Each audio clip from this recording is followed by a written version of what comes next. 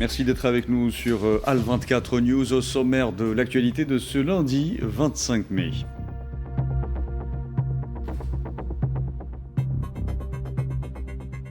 Le monde célèbre l'Afrique. Nous nous intéresserons dans cette édition au rôle de leader géopolitique endossé fièrement par l'Algérie.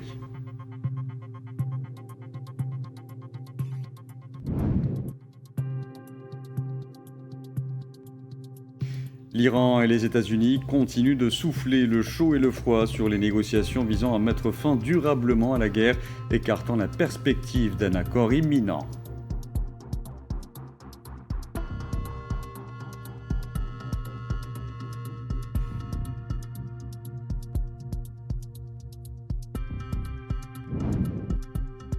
Et puis les efforts de médiation déployés par le Pakistan pour mettre fin à la guerre au Moyen-Orient, salués par le président chinois Xi Jinping en recevant à Pékin le Premier ministre pakistanais Shehbaz Sharif.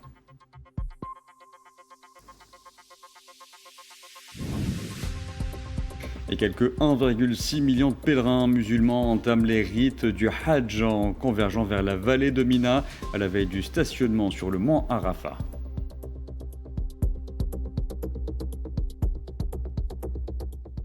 Bonsoir à tous, et avant de développer ces titres, le président algérien Abdelmadjid Tebboune a reçu ce lundi un appel téléphonique du sultan d'Oman Haitham Ben Tareq qui lui a adressé ainsi qu'au peuple algérien ses vœux à l'occasion de Eid al-Adha. À son tour, le président algérien a adressé ses vœux au sultan d'Oman ainsi qu'au peuple omanais à l'occasion de cette fête religieuse, souhaitant au sultan d'Oman davantage de prospérité et de bien-être. Les dirigeants des deux pays ont également saisi cette occasion pour échanger les vues sur les développements de la situation dans la région, le président algérien ayant souhaité au peuple omanais sécurité et quiétude durable à la lumière des développements au Moyen-Orient.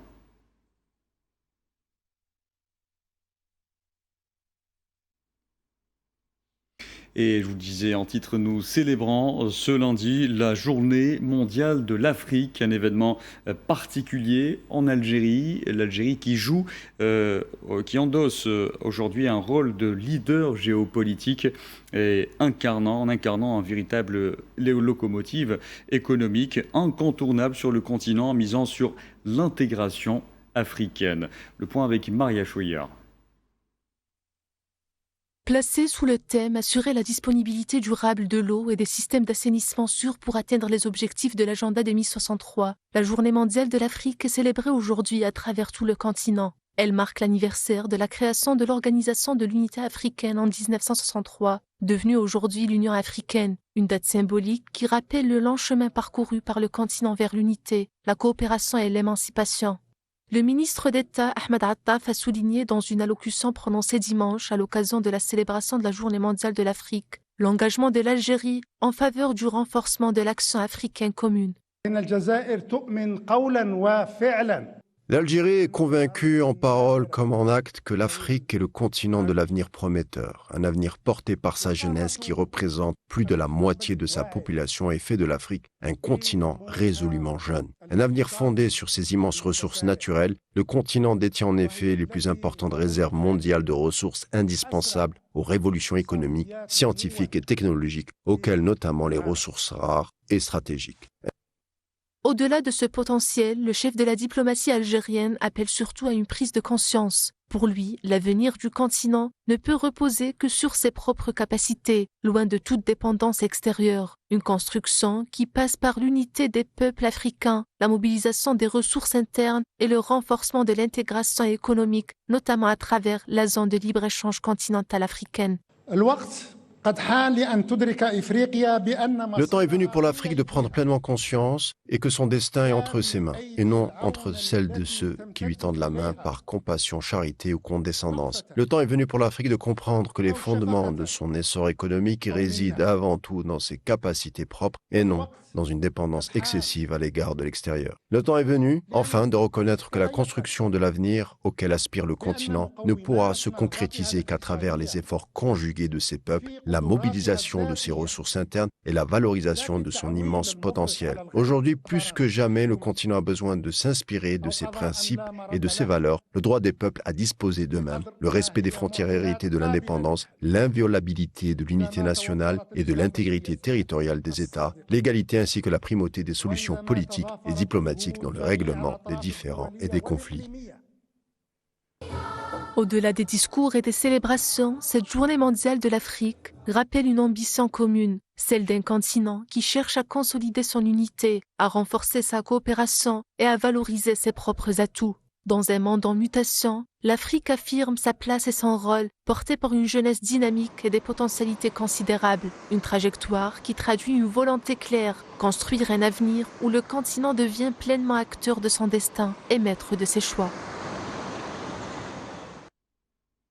Et à l'occasion de la célébration de la Journée mondiale de l'Afrique, au siège du ministère algérien des Affaires étrangères, le ministre d'État, ministre algérien des Affaires étrangères, de la communauté nationale à l'étranger et des Affaires africaines, Ahmed Attaf, a évoqué le renouveau de la politique africaine de l'Algérie, évoquant la situation au Sahel, notamment au Mali. Attaf a appelé l'ensemble des parties à privilégier la logique du dialogue.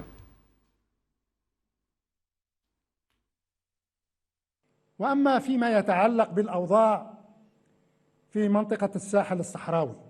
En ce qui concerne la situation dans la région du Sahel sahérien et plus particulièrement en Mali, l'Algérie réaffirme sa conviction profonde que sa propre sécurité et sa stabilité sont indissociables de la sécurité et de la stabilité de son voisinage. C'est dans cette optique que l'Algérie appelle toutes les parties concernées à faire prévaloir la logique du dialogue et de la solution politique globale et inclusive de manière à préserver l'unité du Mali ainsi que son intégrité territoriale et à permettre la formation d'un rempart national solide, inviolable et imperméable aux fléaux destructeurs du terrorisme.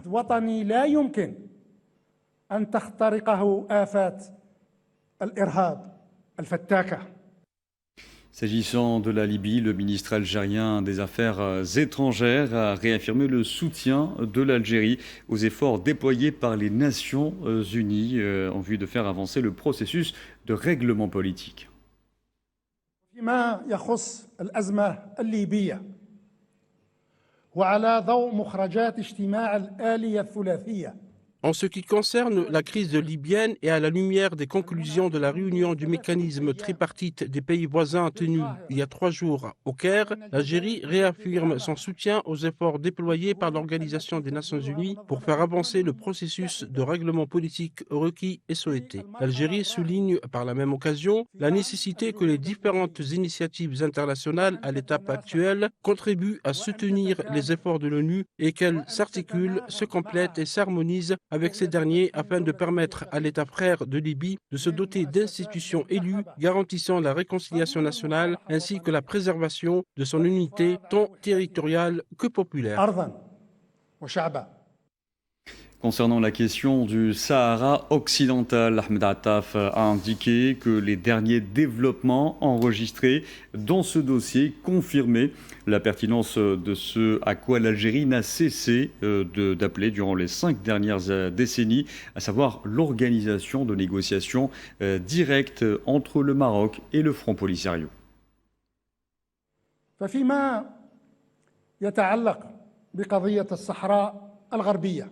En ce qui concerne la question du Sahara occidental, les récents développements qu'a connu ce dossier confirment le bien fondé de ce que l'Algérie a réclamé et œuvré à réaliser tout au long des 5 dernières décennies. Elle, qui n'a cessé d'appeler à l'impératif d'organiser des négociations directes entre les 2 parties en conflit, le Royaume du Maroc et le Front Polisario. C'est pourquoi l'Algérie salue chaleureusement le processus de négociation lancé au début de cette année sous la supervision conjointe des Nations Unies et des États-Unis d'Amérique. L'Algérie a d'ailleurs participé à ce processus au même titre que la Mauritanie, sœur, en sa qualité de pays voisin des 2 parties en conflit et de partie observatrice du processus politique qui réunit ces 2 parties. Dans le même temps, l'Algérie aspire en toute sincérité et loyauté à ce que ces négociations directes entre les 2 parties en conflit, le Royaume du Maroc et le Front Polisario, aboutissent à la formulation d'une solution juste, durable et définitive à la question du Sahara occidental. Une solution qui garantisse le droit du peuple peuple sahraoui à l'autodétermination conformément aux résolutions pertinentes des Nations Unies, y compris la dernière résolution du Conseil de sécurité 2797 et qui contribue à réunir les conditions et les fondements nécessaires au rétablissement de la paix, de la sécurité et de la stabilité dans l'ensemble de la région maghrébine.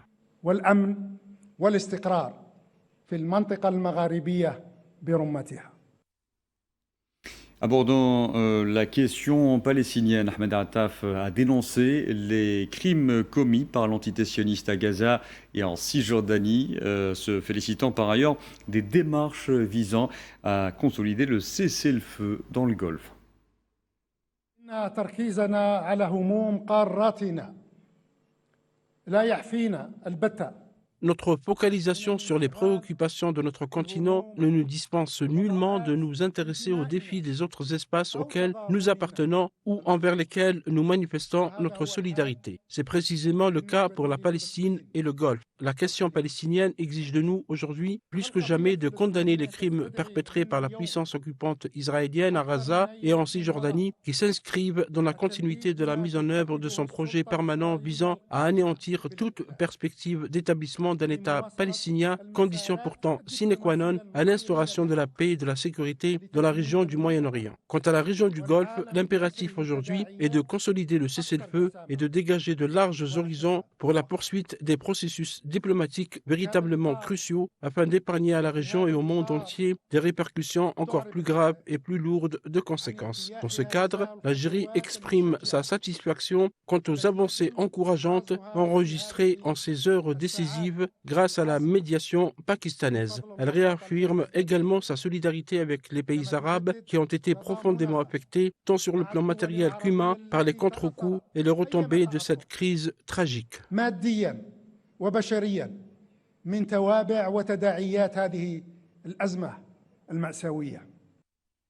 Allez, parlons de coopération parlementaire, un mémorandum de coopération parlementaire entre l'Assemblée nationale algérienne, l'APN, et la Chambre des représentants de l'Assemblée nationale de la Biélorussie a été signé ce lundi à Minsk par le président de l'APN, Brahim Bourali, et son homologue biélorusse, Igor Petrovitch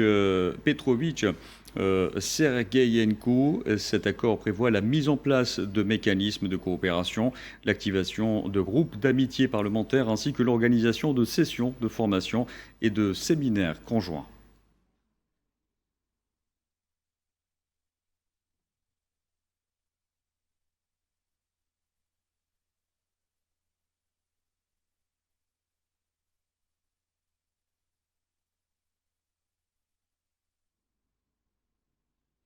Dialoguer avec l'Algérie est une nécessité, c'est ce qu'a notamment estimé l'ambassadeur de France en Algérie, Stéphane Romaté, lors de son passage sur France Inter, tout en appelant au respect mutuel entre les deux pays qui ont amorcé un rapprochement après près de 2 années de profonde crise diplomatique.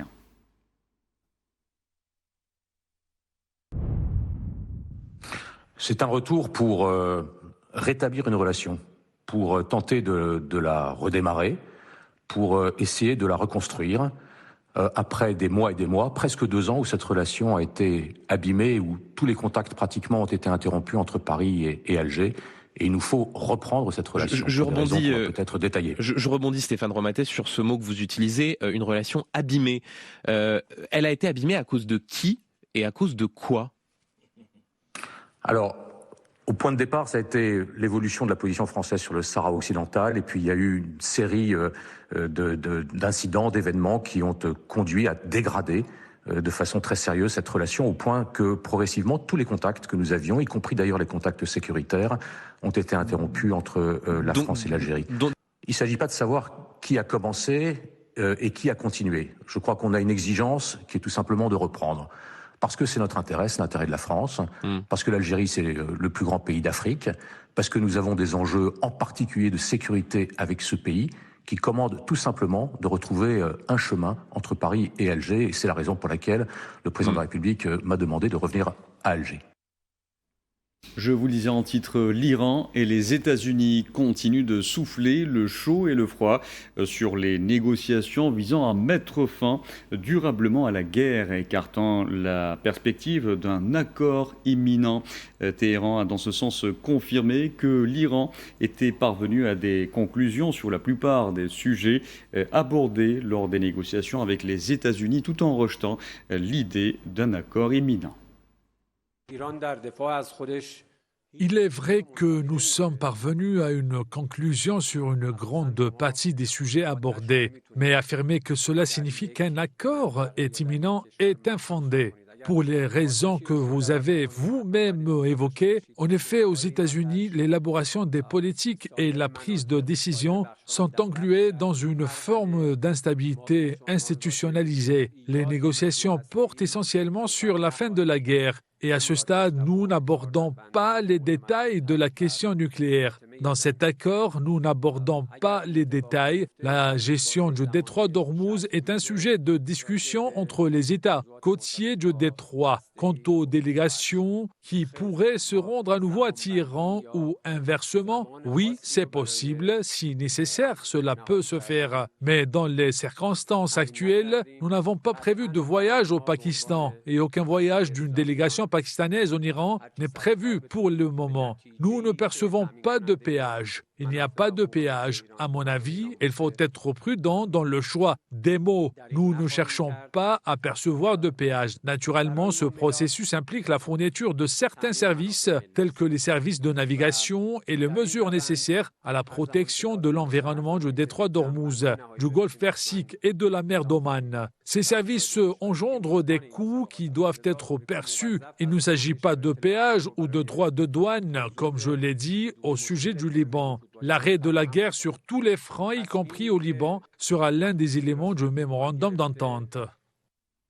Propos tout aussi disparates venant de Donald Trump. Le président américain a indiqué sur Truth Social qu'un éventuel accord avec l'Iran devrait être excellent et significatif, sans quoi il n'y aurait pas d'accord.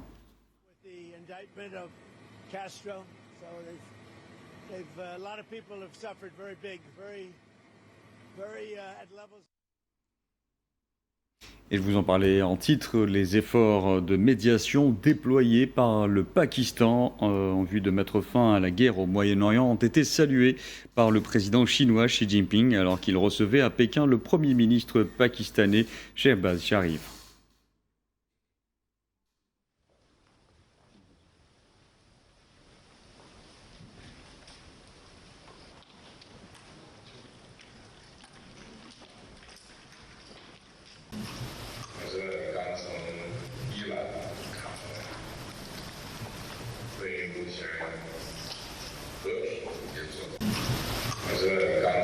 Je sais que vous venez tout juste d'Iran, où vous avez déployé des efforts positifs en faveur des initiatives de paix en cours.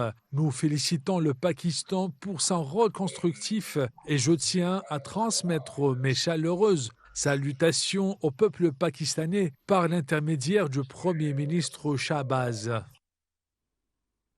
Le sud du Liban continue d'être la cible des frappes de l'entité sioniste qui poursuit donc son agression entamée le 2 mars et dont le bilan des victimes s'est alourdi à 3151 martyrs et 9571 blessés en violation de la trêve en vigueur.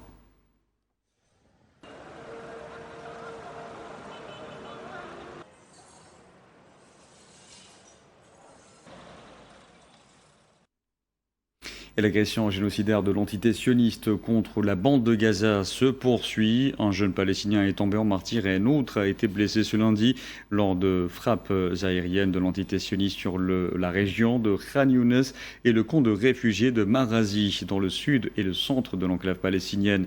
Depuis le 7 octobre 2023, ce génocide a fait 72 797 martyrs et 172 821 blessés, en majorité des femmes et des enfants.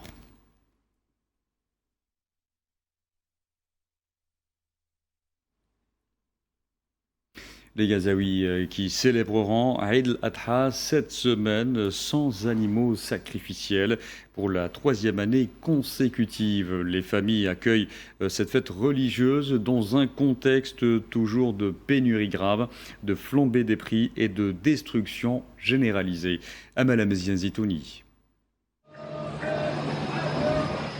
Dans ce marché du quartier d'Al-Rimel, dans le centre de Gaza, les Palestiniens déambulent entre les étals et les tentes de fortune installées au milieu des bâtiments endommagés. Des vendeurs de vêtements exposent leurs marchandises dans des abris temporaires et des boutiques partiellement détruites, tandis que les Gazaouis recherchent des produits de première nécessité avant les festivités. Le prix de la viande a fortement augmenté par rapport aux années précédentes, empêchant de nombreuses familles de célébrer l'Aïd al-Adha comme à l'accoutumée.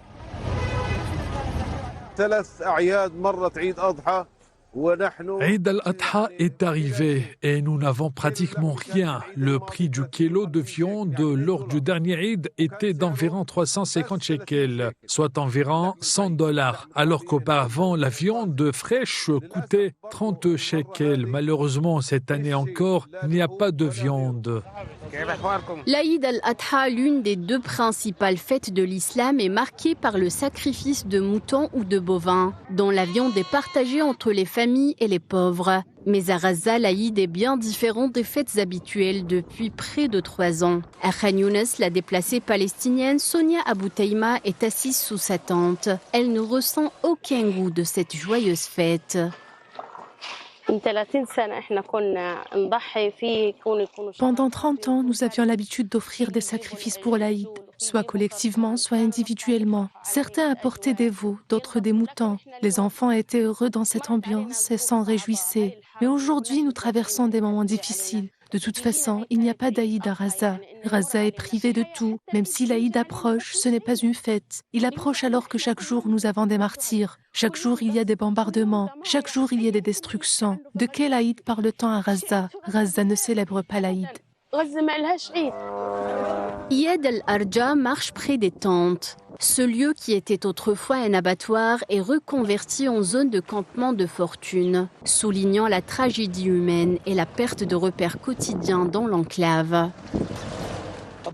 Cet abattoir où nous sommes assis regarder des familles déplacées y vivent. Autrefois, on y offrait des sacrifices pour l'Aïd. Maintenant, les déplacés y sont installés. Ce sont les tentes des déplacés et c'est plein de rats et autres bestioles. C'était un lieu de sacrifice où les gens venaient se réjouir avec leurs enfants, chacun amenant les siens pour assister au sacrifice. Maintenant, quand vous le voyez, il est détruit et tout est hors service. Avant la guerre, Gaza importait chaque année environ 20 000 veaux et 40 000 moutons pour la période de l'Aïd, selon le ministère de l'Agriculture. Cette année, le ministère a annoncé le 17 mai que les habitants célébreraient l'Aïd al-Adha pour la 3e année consécutive sans sacrifice d'animaux, en raison des restrictions sionistes et du maintien de l'interdiction d'entrée de bétail dans la bande de Gaza.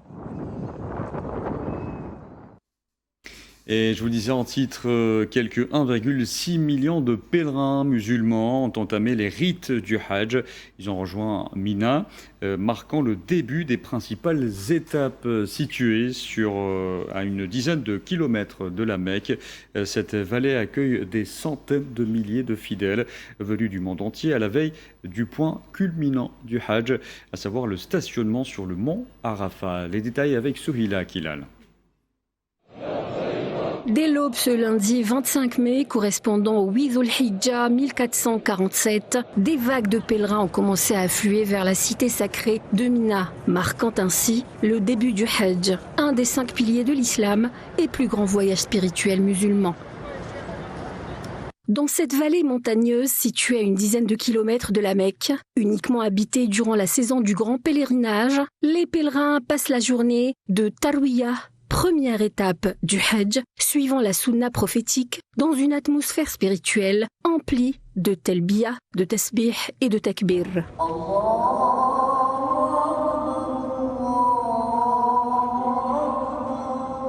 Le soir venu, Mina Mina se transforme en une vibrante mosaïque humaine, illuminée par le mouvement des pèlerins, où les langues du monde convergent sous l'appel unifié « Labbaik Allahumma labbaik »« Me voici, ô Dieu, me voici ». À Mina, les pèlerins passeront la nuit dans la prière et le recueillement avant de rejoindre le mont Arafat, appelé mont de la miséricorde. Après le lever du soleil, du 9e jour de Dhul Hijjah, Wuquf Arafat étant le plus grand rite du Hajj. Mina est non seulement le point de départ du premier pèlerinage vers les lieux saints, mais les pèlerins y retournent également le premier jour de Eid al-Adha et pendant les 3 jours suivants, appelés les jours de Tashriq.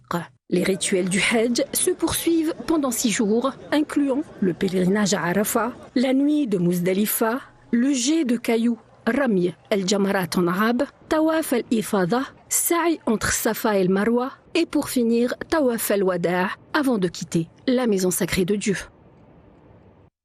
Et avant de nous quitter, le ministère saoudien de la Santé a tenu à rassurer quant à la propagation d'éventuelles maladies parmi les pèlerins, affirmant qu'aucune épidémie ou virus ne s'est propagée durant la saison du Hajj. Il a également indiqué que l'arrivée de pèlerins dans les lieux saints s'est achevée dans de bonnes conditions ce lundi au niveau du site de Mina pour y passer le jour de Tarwiyah.